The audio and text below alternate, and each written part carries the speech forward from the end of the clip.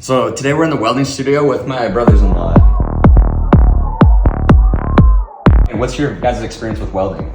Zero experience. Yeah, I haven't done anything like this Never before. welded before? No, never. Never ever? No, never ever. And we are going to learn how to TIG weld aluminum today. Let's go. I don't really rap, I just talk in the rhymes. Look real cool, but I'm awkward inside. I don't really dance, just walk with a stride. Don't go out, so I'm off in the side. WYD, girl, I'm chillin'. Where can you find me? Mind your business. Preheat the oven. We are TIG welding, and TIG stands for tungsten inert gas. The first point we're going to focus on is the tungsten. And this is the electrode, and this is what directs all of the electricity through the metal and melts it. And so this is like our tool of control. We want this super clean, so we're gonna start with tungsten prep right first. Tungsten is extremely hard, and it has the highest melting temp of the metal. So that's why we use it for welding, is because it's resistant to the heat and it will still hold its shape even when you have like a 10,000 degree electric arc right underneath it. This is a non-consumable electrode. What that means is this doesn't actually come in contact with the metal. It kind of just hovers right above it. Okay. You have to have that gap to create the arc. So what happens if that gets too close? It will touch the molten metal underneath it, and that aluminum will embed into the tungsten, and we just remove it. Sometimes you get into it and you're dipping a lot and you just regrind it and move on. But having a clean electrode is really important to have total control as an operator. Okay. And so always keeping this as clean as you can is what I try to do every time I weld. As this wheel's spinning like this, you want to use the part of the wheel that's going to create a linear striation on the tip. If it goes sideways, then the electricity is going to try to jump off one of those sideways grooves. But if they're all linear in the same direction as we want the energy to travel, everything will jump where we want it to as it creates the arc. An electrode here, we have an electrode here. This is going to be the base metal, and we're going to have, let's say, an arc gap from this point. So there's two clearly different tungsten shapes. And what the electricity tries to do is it's definitely going to be having downforce coming down to the base metal, but perpendicular to that grind angle is where the energy is going to try to jump off of this tungsten tip. And so if you see this with a shorter point, it's going to come more downward versus this where it's going to be more outward a little bit. If you can see the difference. Yeah. So that's going to try to jump off but also go downward. So this can produce an arc shape like that, where this one will produce a more concentrated arc. Okay. And so it's almost backwards of what you would naturally think, is this produces a shallower, flatter weld, and this produces a more penetrating type of weld. So depending on what you're doing, you can use this to control your actual weld. You guys aren't gonna really notice that much today, and if you do, that's cool. I need some of that stuff at home. And then after it's clean, I'm gonna say this looks like it's gold. Clean aluminum that's been prepped and has the oxide removed and the oils removed is gonna give off a more bluish or whitish overtone. And we brush it, you'll see that whitish blue color of the raw aluminum underneath that surface oxide. Wipe all of that oxide dust away. And that right there is clean prepped aluminum.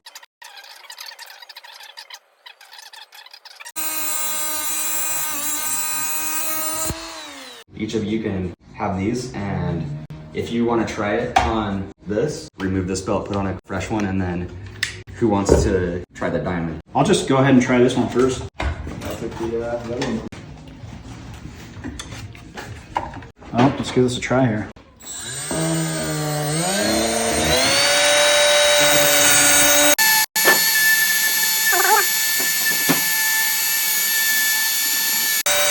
I need to get more of an angle here.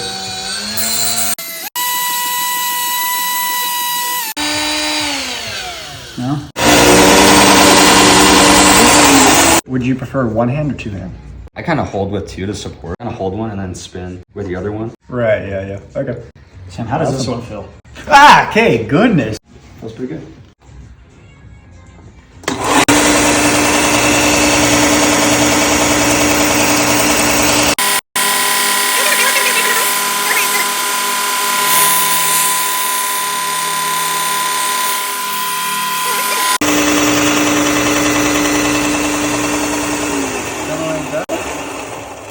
kind of lopsided though. Yeah, you get better at it the more you do it. To go over the welder, this is the power source. This is a water cooled unit. And so this has coolant that runs through the torch head. It runs up through this handle and back into the cooler and just recycles the coolant. It keeps all of this regulated and cool so we can weld nonstop. So basically you're starting us out on the Ferrari of welders here. Yeah, you're gonna be using both hands and then your foot for this setup. So this is the controller, and then we're running.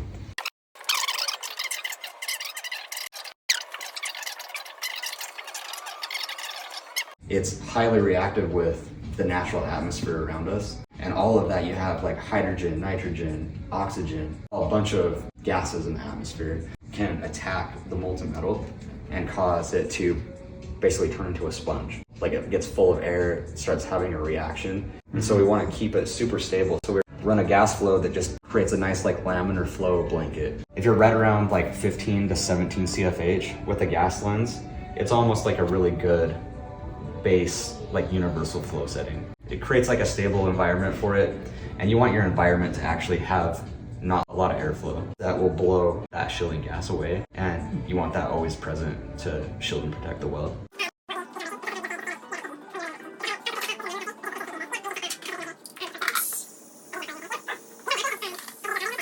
When I very first started welding, I didn't realize or understand that this is an electric circuit and I'm controlling the short. I'm creating a short in the circuit and creating resistance and energy right in that spot. It was the most frustrating learning curve for me personally. And so that's why I want that clearly relayed to you guys. So aside from that, we're just playing with a metal synthesizer. Just gonna start running just a bead.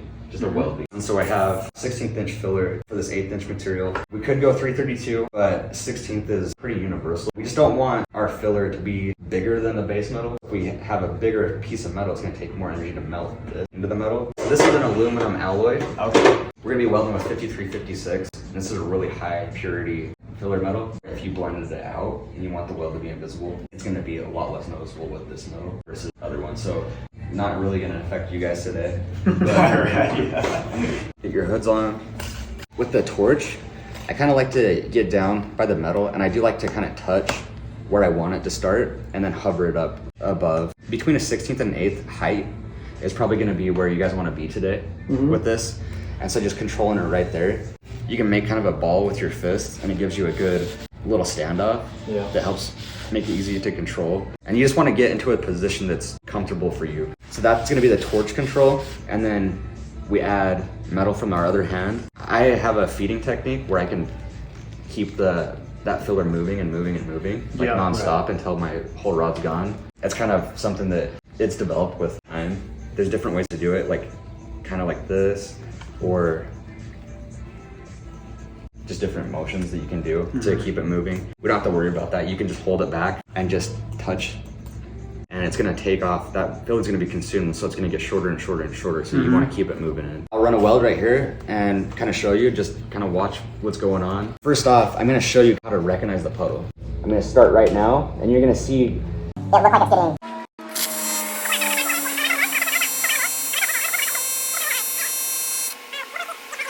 All right, well, who wants to go first? whoever. You can start on this one, bump it.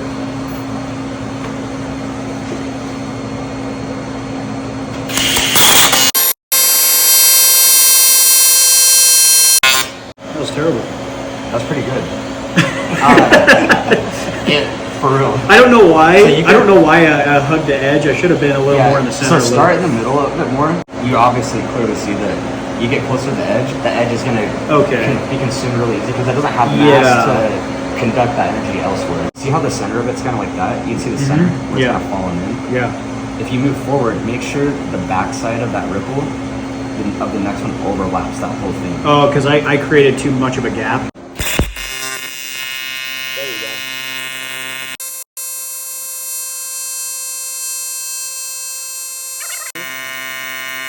That was pretty slow, and now you can see that. Try just going a little bit faster. Okay, yeah, because it was hard to tell when the puddle was building up because it almost felt like there was a constant puddle flowing at that point. Yeah, that's what you want, and then you want to be able to.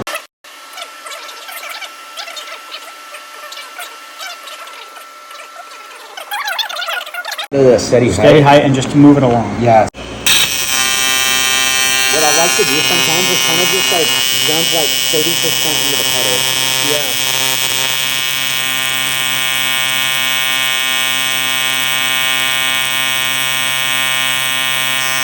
That's great, man. Now you can start moving a little bit faster too, just slightly. Yeah, just like that. Just not so far forward in between. Awesome. Quite a difference from this one, this first one here. I think I was getting to the point where I was skipping a little bit because my hand was kind of stuck, and I think getting a position where you can, and getting comfortable with getting it nice and smooth slide, and then that will keep it pretty consistent, but cool.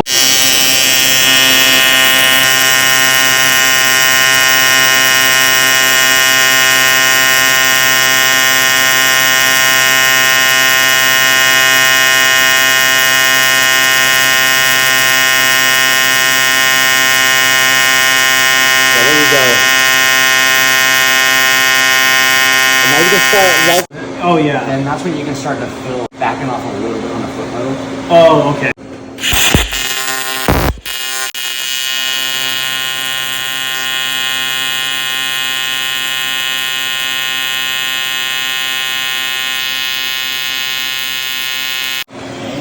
Those ones look kind of weird. Like these ones, you can actually see the stack.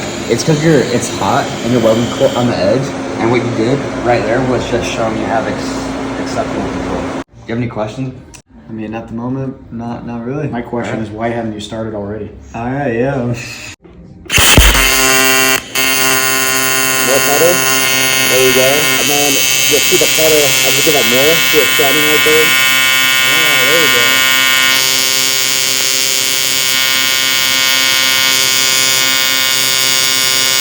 I'll give it some more. So you really see that sound. Yeah.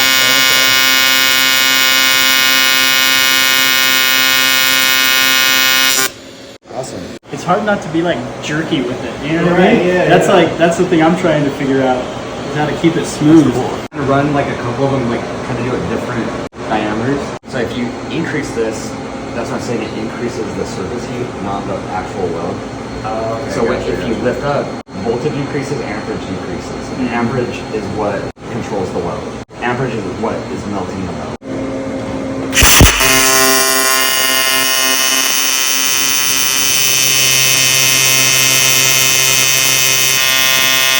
You can push the pedal faster or slower too to really make that just the instant or like fade in like how you just did. Yeah.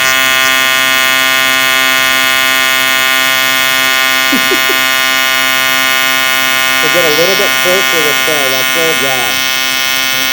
And then more pedal. So you can see that pedal sound, there you go.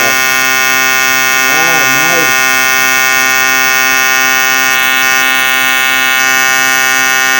There you go, now just slowly taper and awesome work.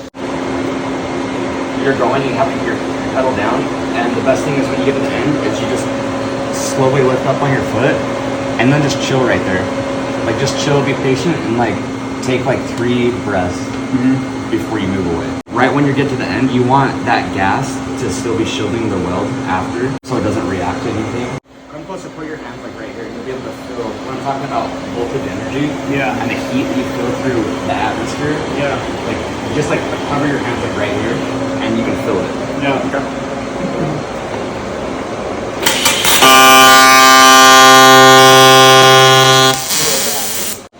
You can feel that surface heat. Yep. So that's what the like high voltage energy you're gonna feel around you, and the amperage you want. If you don't have sleeves on, oh yeah, or like if I could feel the heat through this glove, oh yeah, bare skin is good. Like so you're like this far away and you can really feel it. Oh yeah.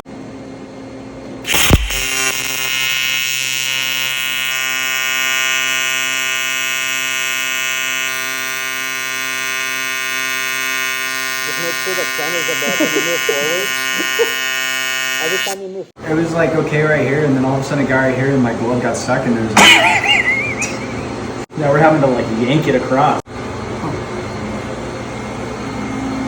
That was the first I saw somebody feed filler, and I was like, whoa, I didn't know that you could do that. That's That's like a superpower for welding because you don't have to stop. Feedability is like, it's a cool skill to develop, and nowadays it's pretty much a necessity to be an actual TIG welder and be working in that field. All right, let's do it. Okay. Yeah, you're not hired yet. You just want the puddle to start before you add filler too. Okay. You want to be able to see that puddle.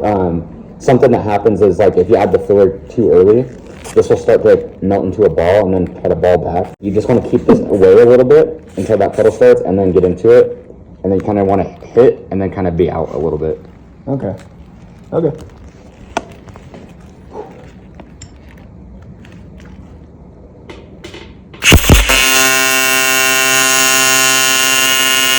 Get that puddle going. More puddle.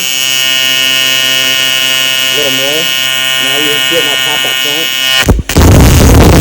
That's when you just chill. What happened, dude? That's the move that I said, like, we just stay chill and then just lift up your foot. Oh, okay. There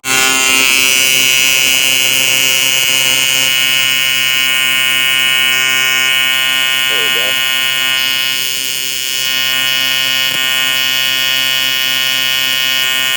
Awesome. Now move forward. Hit it. Move forward.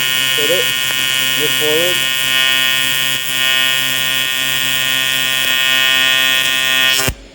Awesome.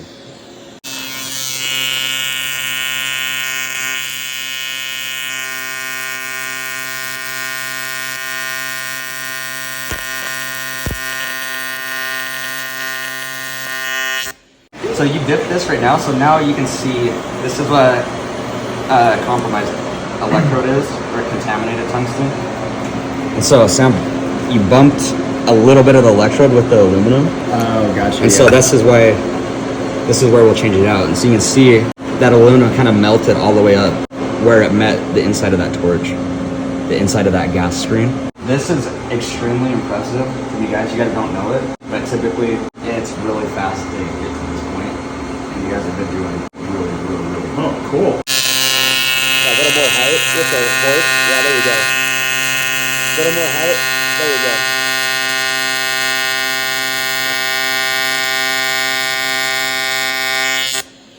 Awesome.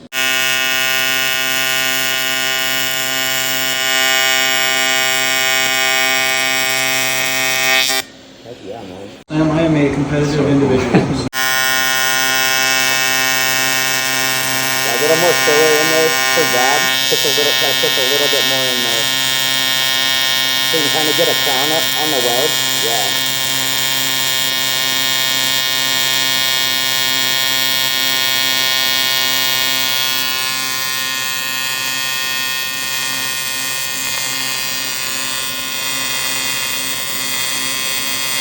Now start moving, advancing a little bit more. I was just trying to get this down and trying to make sure that I was getting enough. And then also at the beginning, when I started this, I was like, wait, where's this at? Because I couldn't see it. Oh, yeah.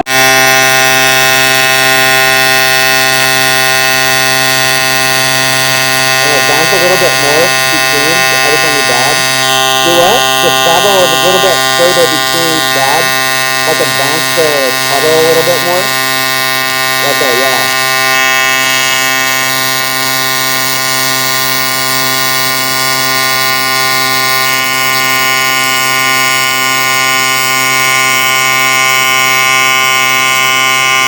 We're getting there. I can't believe it. Because you got to find that balance between, keeping this as a good level, but keeping it at a good speed, right? It's like overall, it's a perfect blend of 1,000 grades. Dude, I'm surprised I can do this kind of. Because at first I was like, oh, I don't know if I'm going to be able to do that, but no, it feels good. You just got to do it a good few times. I'm honestly extremely surprised that, that blows me away. Do the same thing on this one. Okay. There you go. And then chill. Now you have a quarter tack to do. Awesome. This one, you're going to have to add a little bit more filler into it. And so you're going to have less amperage than just on the flat plate since you're on each edge. All right, let's do it.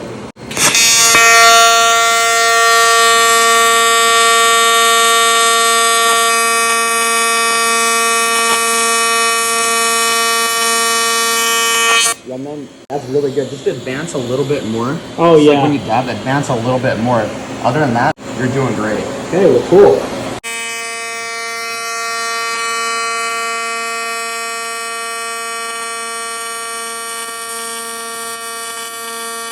little bit more torque out, just slightly. There you go.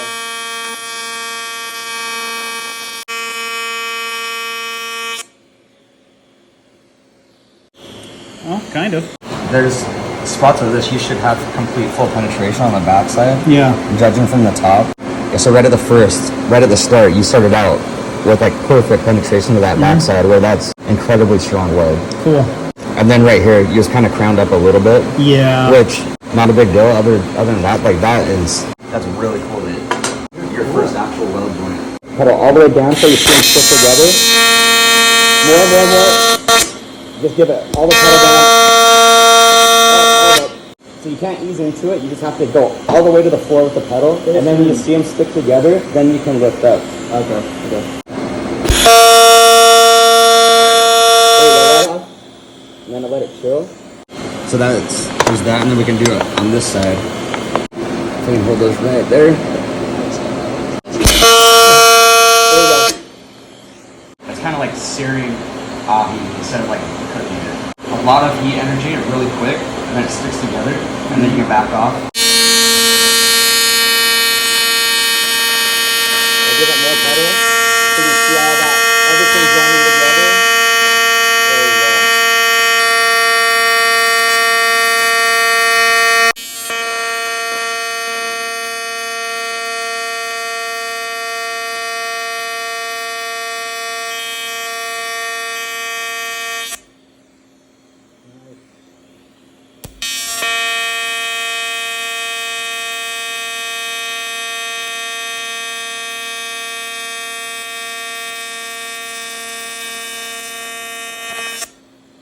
I think it went pretty well. Unfortunately, I'm not very good at the feeder technique, so I had to stop about 2 times all the way through. But overall, I think it turned out pretty well. I think it did too. I mean, I think this is amazing for you guys. You've never even welded any process at all, ever, before. And you guys have been doing this your first day of welding in general, and you guys are TIG welding a little bit more. He's going to show us how it's actually done. Oh, really fast.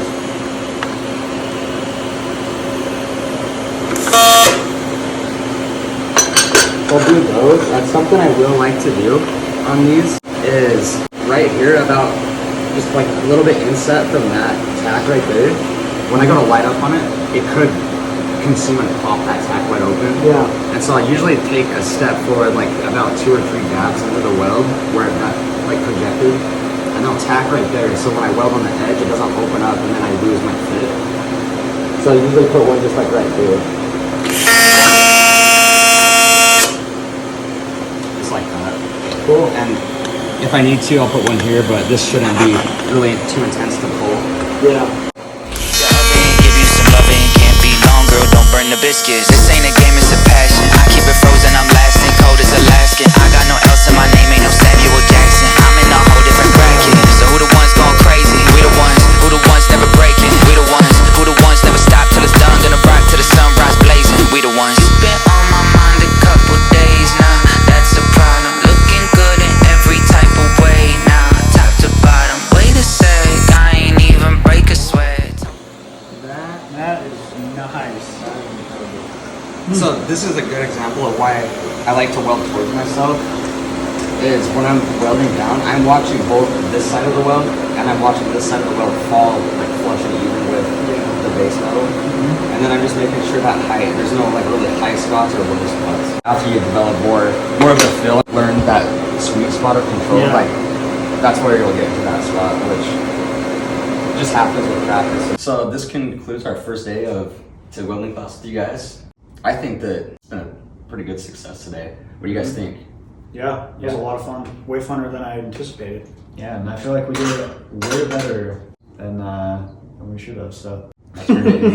What's the biggest thing that you guys have recognized or like taken away from it today? I'd say the first thing is just consistency. Because starting out with the whole, I guess what I would call bubble technique, with the aluminum, it was a little hard to find that sweet spot between the pedal and the height of the tungsten tip and getting the aluminum alloy.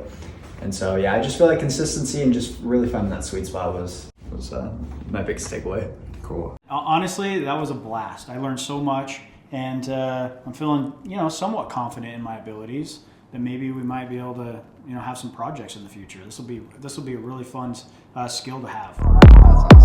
Let's go. I don't really rap, I just talk.